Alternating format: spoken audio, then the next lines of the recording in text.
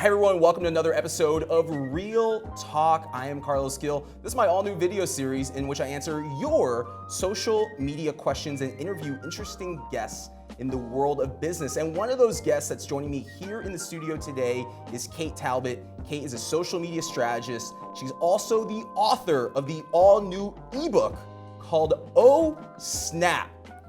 Welcome to Real Talk, Kate. Thank you so much for having me. It's great to have you here with me. So we're going to talk about Snapchat, and specifically Snapchat for Business, which is a very hot topic amongst marketers here today. Tell us a little bit about your ebook called Oh Snap. What was the inspiration for it, and what are some of the key takeaways that readers can walk away from? The inspiration came from so many people asking how to use Snapchat for business. I feel anybody over the age of 25 is completely perplexed by the platform, and I want to make a guide to help out people to learn more about it and to help their businesses. The book itself is about 130 pages, and it includes a lot of case studies from brands and how they use the platform effectively. I also include a lot about influencers, geo-filters, and strategies to make your Snapchat stories authentic and wonderful. Awesome. So let's talk about the realities of today in September of 2016. So Snapchat, it's the second most active social network. You have a lot of brands like Gatorade that are investing money into things like sponsored lenses and filters and so forth. But you also have brands that are still on the fence. So for anyone watching this right now who's in marketing, what do you want them to know about Snapchat? Yeah, I would love them to try it out and just see if it works for their brand. I think there's so many ways to tell an authentic story through the platform and to use the native filters and emojis and so many things that are very millennial based to create wonderful, authentic stories on Snapchat. So just test it out, have fun with it, and see if it works for your audience.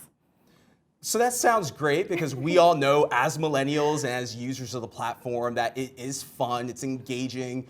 You have the rainbow filters and the dog filters out there. But for a CMO that doesn't necessarily see the ROI or the value of Snapchat, talk to that CMO out there about what specifically they need to know in terms of why they should be on the platform.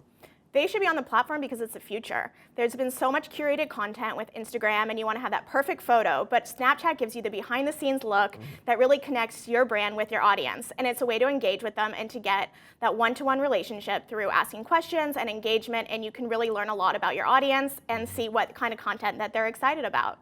So let's talk about content for a moment, because we know this, having used the platform, that creating content can be a challenge for brands. Obviously, you have to use a phone to create content, and that can be challenging in its own right for a lot of marketers out there that don't necessarily have those storytelling skills. So maybe speak to what are one or two tips out there for either marketers or brands around how they can create content on Snapchat that most importantly is engaging and users out there are going to want to see. So a really great tip that I learned from my interviewing with NPR is to storyboard. The social media manager there who created the Snapchat stories would always produce a storyboard before they would create a story.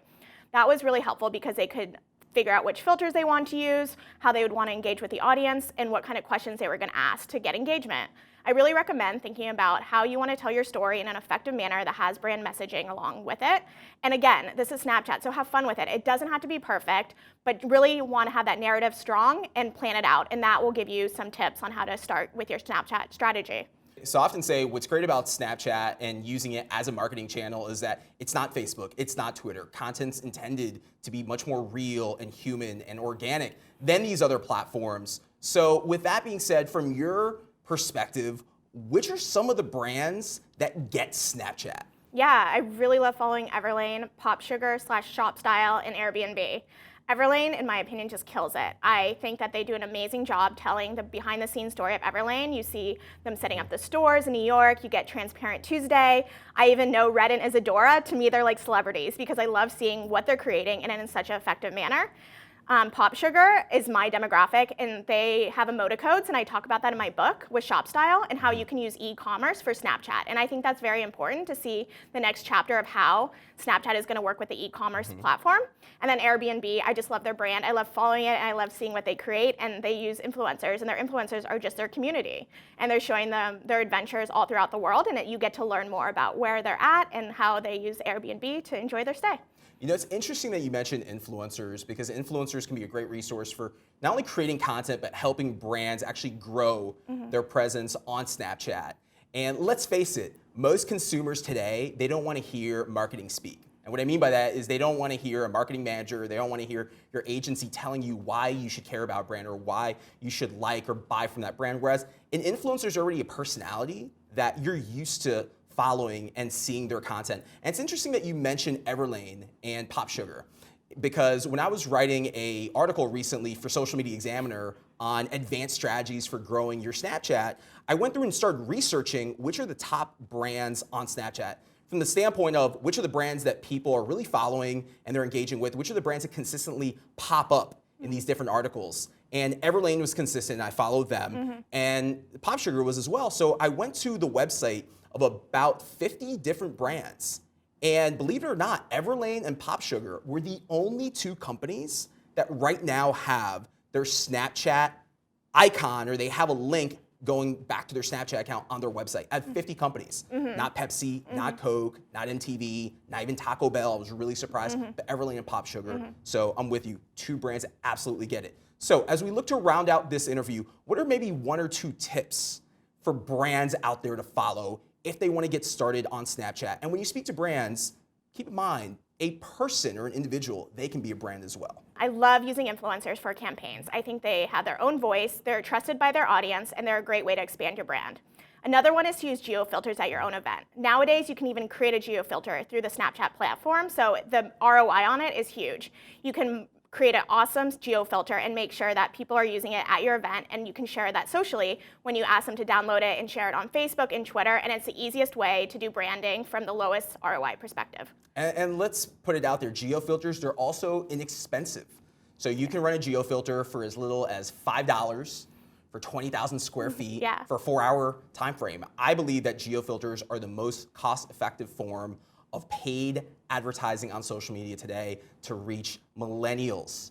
So as we look to go ahead and wrap up, Kate, let's talk about the elephant in the room, which is the stigma that Snapchat has.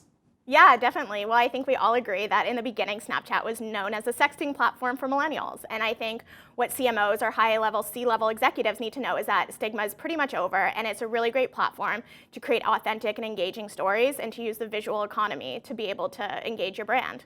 So it's not a sexting platform, CMOs. It is a legitimate business channel. I mentioned Gatorade at the top of the show. Gatorade, as many of you out there know, this year for the Super Bowl ran a sponsored lens, which was seen by more people on Snapchat than the number of viewers who saw the Super Bowl, which is just fascinating. Kate, thank you so much for joining me here on Real Talk today. Where can viewers learn about you and connect with you? And most importantly, where can they buy your book? Definitely. Well, connect with me on Twitter at Kate Talbot 2. You can add me on LinkedIn, just Kate Talbot, and my website is katetalbot.me. You can find the book on Amazon. Just search Oh Snap. You can use Snapchat for business and reach out to me anytime. Oh Snap is the book. I love it. Thank you so much, Kate, for joining me here in the studio today. Thank you for having me. It's always a pleasure to meet you. Absolutely. And thanks to all of you out there for watching another episode of Real Talk. I am Carlos Gill. If you like this episode, please be sure to share it with your audience on social media. If you're watching this on YouTube, be sure to give it a thumbs up and subscribe to my channel. And I will see you on the next episode.